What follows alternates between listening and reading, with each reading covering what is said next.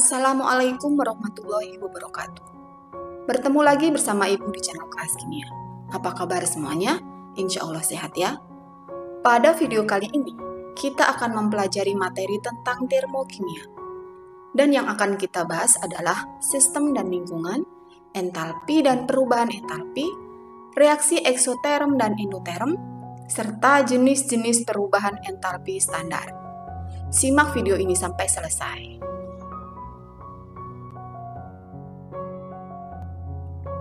Pada pagi hari yang dingin, kita dapat berolahraga untuk mendapatkan kebugaran tubuh sekaligus menghirup udara segar. Setelah beberapa lama berolahraga, tubuh akan berkeringat dan terasa lebih panas dari sebelumnya. Dari manakah rasa panas itu? Pada saat berkemah, kita sering menggunakan api unggun sebagai penerang dan pengusir hawa dingin. Pembakaran kayu pada api unggun merupakan reaksi kimia yang menghasilkan energi panas. Panas yang dilepaskan kemudian diserap oleh tubuh sehingga terasa lebih hangat. Berapa energi kalor yang dilepaskan pada reaksi tersebut? Dan berapa perubahan suhu yang terjadi? Pertanyaan-pertanyaan ini dapat dijawab setelah kita mempelajari materi tentang termokimia. Apa itu termokimia? Ya, termokimia adalah bagian dari ilmu kimia yang mempelajari tentang perubahan kalor atau panas yang terjadi pada reaksi-reaksi kimia. Dalam termokimia, ada dua hal yang perlu diperhatikan menyangkut perpindahan energi, yaitu sistem dan lingkungan. Sistem adalah segala sesuatu yang kita amati, yang menjadi pusat perhatian pengamat. Sementara lingkungan adalah segala sesuatu yang berada di luar sistem. Sebagai contoh adalah larutan yang dimasukkan dalam gelas kimia. Yang menjadi sistem adalah larutan yang ada di dalam gelas tersebut. Nah, mana yang menjadi lingkungan? Ya, lingkungan adalah segala sesuatu yang berada di luar sistem. Jadi yang termasuk dalam lingkungan adalah gelas kimianya dan udara yang ada di sekitar sistem. Berdasarkan interaksinya dengan lingkungan, sistem terbagi menjadi 3 macam. Yang pertama adalah sistem terbuka, yaitu suatu sistem yang memungkinkan terjadinya pertukaran atau perpindahan materi dan energi atau kalor dengan lingkungan. Contohnya adalah secangkir kopi panas yang terbuka.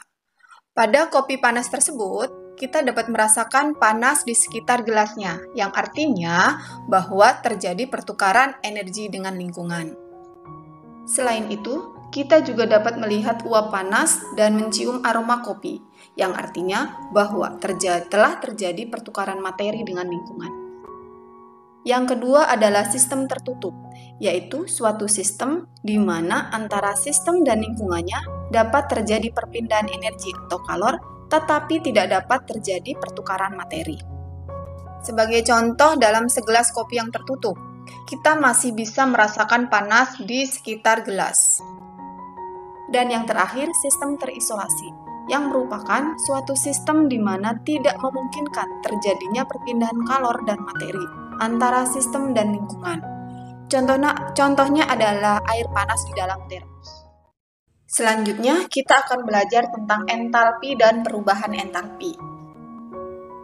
Energi dalam yang disimpan oleh suatu sistem tidak dapat diketahui dengan pasti.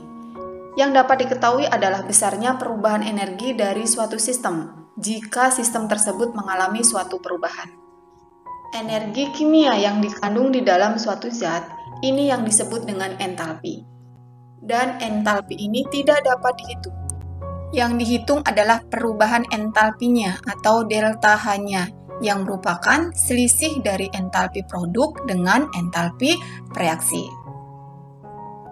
Perubahan entalpi ini menunjukkan kalor yang dilepas atau diserap dalam suatu reaksi kimia dalam keadaan tetap. Dalam konsep termokimia, reaksi dibagi menjadi 2, yaitu reaksi eksoterm dan endoterm. Reaksi eksoterm itu apa? Reaksi eksoterm adalah reaksi yang melepaskan panas atau melepaskan kalor. Di sini terjadi perpindahan kalor dari sistem ke lingkungan. Jadi kalor mengalir dari sistem ke lingkungan, sehingga suhu lingkungan menjadi naik dan akan terasa lebih panas. Lingkungannya akan terasa lebih panas. Nah, reaksi eksoterm ini mempunyai delta H yang bertanda negatif. Pada reaksi eksoterm, entalpi sistem berkurang, yang artinya bahwa entalpi produk lebih kecil dari entalpi reaksi. Jadi, untuk reaksi eksoterm, delta H-nya lebih kecil dari 0 atau bertanda negatif. Contohnya adalah reaksi berikut. H2 ditambah dengan setengah O2 menghasilkan H2O dengan perubahan entalpinya atau delta H-nya min 286 kJ. Jadi ini termasuk dalam reaksi eksoterm dengan delta H-nya bertanda negatif. Selanjutnya adalah reaksi endoterm, yaitu reaksi yang menyerap kalor atau panas, di mana terjadi perpindahan kalor dari lingkungan ke sistem yang akan mengakibatkan suhu lingkungan akan turun dan akan terasa lebih dingin. Reaksi endoterm ini mempunyai delta H yang bertanda positif. Pada reaksi endoterm, entalpi sistem bertambah yang mengakibatkan entalpi produk akan lebih besar dari entalpi reaksi.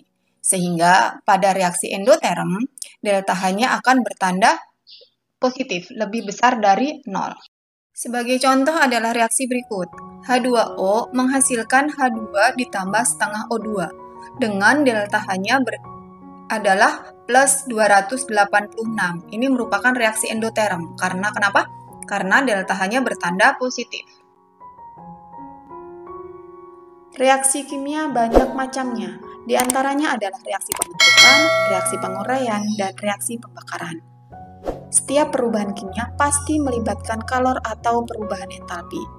Berikut ini akan dibahas tentang jenis-jenis perubahan entalpi. Perubahan entalpi standar adalah perubahan entalpi yang terjadi pada keadaan standar, yaitu pada suhu 25 derajat Celcius dan tekanan 1 atmosfer pada 1 mol suatu zat, dan dilambangkan dengan delta H. Ada 3 macam perubahan entalpi standar yang akan kita bahas, yaitu entalpi pembentukan standar, entalpi penguraian standar, dan entalpi pembakaran standar. Kita bahas satu persatu ya. Entalpi pembentukan standar atau delta HF formation adalah perubahan entalpi pada pembentukan 1 mol senyawa dari unsur-unsurnya pada keadaan standar, yaitu pada suhu 25 derajat Celcius dan tekanan 1 atm. Hal yang harus diperhatikan adalah angka koefisien yang dibentuk harus 1, karena di sini terjadi pembentukan 1 mol senyawa. Kemudian, senyawa yang dibentuk harus dari unsur-unsurnya. Sebagai contoh, perubahan entalpi pembentukan standar dari C2H5OH adalah minus 277,7 kJ per mol. Nah, sekarang bagaimana cara menuliskan persamaan termokimianya? Langkah yang pertama adalah tuliskan C2H5OH di sebelah kanan sebagai produk dan pastikan koefisiennya adalah 1. Jadi karena kita akan membentuk 1 mol C2H5OH. Selanjutnya, tuliskan unsur pembentuk dari C2H5OH di sebelah kiri. Unsur pembentuknya apa saja? Ya, karbon, hidrogen, dan oksigen. Kita tuliskan di sebelah kiri ya. Karbon itu apa? C, kemudian hidrogen, bukan H ya, karena hidrogen merupakan unsur-unsur diatomik. Di alam harus dalam bentuk 2. Ya, hidrogen, H2, ditambah O2. Oksigen pun juga sama. Jadi menghasilkan C2H5OH. Selanjutnya, kita samakan angka koefisien. Kita ingat, menyamakan angka koefisien artinya bahwa jumlah atom-atom yang di sebelah kiri harus sama dengan jumlah atom-atom yang di sebelah kanan. Kita perhatikan, ada C, H, dan O. Yang pertama, C di sebelah kiri ada 1. Di sebelah kanan ada berapa? Ya, ada 2. Jadi kita tulis angka 2 di sebelah kiri dari C. Jadi 2C. Kemudian H. H di sebelah kiri ada berapa itu? Ya, H ada 2. Di sebelah kanan ada 5 ditambah 1. Ada 6. Jadi biar hasilnya 6 di sebelah kiri dikalikan berapa? Ya, dikalikan 3. Nah, selanjutnya O. O di sebelah kanan ada 1. Di sebelah kiri ada 2. Biar sama, maka O2 tadi dikalikan dengan berapa? Setengah O2. Jadi, persamaan termokimianya adalah 2C ditambah 3H2 ditambah setengah O2 menghasilkan C2H5OH dengan perubahan entalpinya minus 277 kJ per mol. Ini termasuk dalam reaksi eksoterm. Selanjutnya, entalpi penguraian standar atau delta HD decomposition merupakan perubahan entalpi pada penguraian 1 mol senyawa menjadi unsur-unsurnya pada keadaan standar, yaitu pada suhu 25 derajat Celcius dan tekanan 1 atmosfer. Dan besarnya merupakan kebalikan dari entalpi pembentukan standar. Hal yang harus diperhatikan adalah angka koefisien yang diuraikan harus 1, karena di sini pada penguraian 1 mol senyawa, dan senyawa diuraikan menjadi unsur-unsurnya. Perhatikan contoh berikut ini. Delta HD dari C2H5OH adalah 277,7 kJ per mol. Tentukan persamaan termokimianya. Langkah yang pertama, tuliskan C2H5OH di sebelah kiri sebagai reaktan, karena dia yang akan diuraikan. Pastikan koefisiennya 1, karena 1 mol. Selanjutnya, tuliskan unsur yang diuraikan dari C2H5OH di sebelah kanan. Unsurnya apa saja? Ya, karbon atau C, hidrogen atau H, dan oksigen. Ya, kita uraikan ya. C2H5OH menjadi karbon, C, ditambah hidrogen, karena dia unsur diatomik, jadi H2, ditambah oksigen, O2. Selanjutnya, samakan angka koefisiennya, yaitu jumlah atom sebelah kiri harus sama dengan jumlah atom yang di sebelah kanan. Kalian perhatikan nih, di sebelah kiri atom C-nya ada berapa? Ada 2, C2 ya. Di sebelah kanan baru ada 1, maka kita tulis angka koefisien 2 di sebelah atom C yang di sebelah kanan. Kemudian atom H, di sebelah kiri ada berapa? 5 ditambah 1, ada 6. Di sebelah kanan ada 2, jadi kita kalikan dengan 3 ya. Kemudian yang terakhir, O di sebelah kiri ada 1, di sebelah kanan ada 2, karena O2, makanya di sebelah kanan biar jadi 1, biar sama, dikalikan dengan setengah. Jadi, persamaan termokimianya adalah C2H5OH menghasilkan 2C ditambah 3H2 ditambah setengah O2 dengan delta H-nya plus 277,7 kJ per mol. Gimana, paham ya? Selanjutnya yang terakhir adalah entalpi pembakaran standar atau delta HC combustion, yaitu perubahan entalpi pada pembakaran 1 mol senyawa dalam keadaan standar. Ada beberapa ciri reaksi pembakaran. Yang pertama, reaksi pembakaran merupakan reaksi eksoterm. Kemudian reaksi pembakaran selalu melibatkan oksigen. Dan dalam pembakaran senyawa hidrokarbon ada 2 jenis, yaitu pembakaran sempurna dan pembakaran tidak sempurna. Nah, pembakaran sempurna ini menghasilkan CO2 dan H2O, sementara pembakaran tidak sempurna akan menghasilkan gas CO dan H2O. Ya, untuk lebih memahami tentang entalpi pembakaran standar, perhatikan contoh berikut ini. Delta HC dari CH4 adalah minus 820 kJ per mol. Bagaimana persamaan termokimianya? CH4 direaksikan dengan oksigen karena di sini diketahui perubahan entalpi pembakaran. Karena pembakaran sempurna, maka akan menghasilkan CO2 dan H2O. Reaksinya menjadi CH4 plus O2 menghasilkan CO2 plus H2O. Nah, kemudian kita setarakan reaksinya. Bagaimana caranya? Kita samakan atom-atom yang di sebelah kiri dengan jumlah atom-atom yang di sebelah kanan. Atom-atomnya apa aja? Ada C, ada H dengan O. Nah, yang pertama adalah C. Kita samakan dulu C-nya. Di sebelah kiri C-nya ada 1, di sebelah kanan ada 1. Jadi tidak usah diubah, udah sama-sama 1 ya. Nah, kemudian H. Hidrogen di sebelah kiri ada berapa? 4. Di sebelah kanan ada 2. Biar sama, makanya di sebelah kanan dikasih angka 2. Jadi di sebelah kanan sama sekarang. H-nya ada 4. Nah, yang terakhir O. Di sebelah kiri ada berapa tadi O-nya? 2. Nah, di sebelah kanan ada berapa? Ya, O-nya ada, kita cari dulu.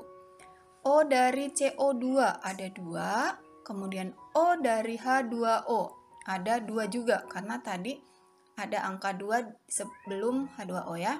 Jadi di sebelah kanan O-nya ada 4. Biar hasilnya sama, maka di sebelah kiri ada menjadi 2O2. Biar hasilnya sama, O-nya ada 4.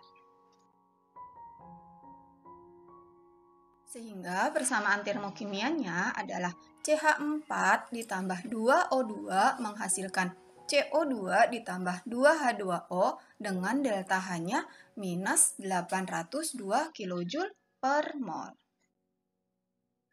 Selanjutnya, kerjakan latihan soal mandiri berikut ini. Soal nomor 1. Di dalam gelas kimia, direaksikan amonium klorida padat dengan barium hidroksida padat, sehingga dihasilkan larutan barium klorida, air, dan gas amonia. Pada reaksi tersebut, ternyata suhu sistem turun dari 25 derajat Celcius menjadi 12 derajat Celcius.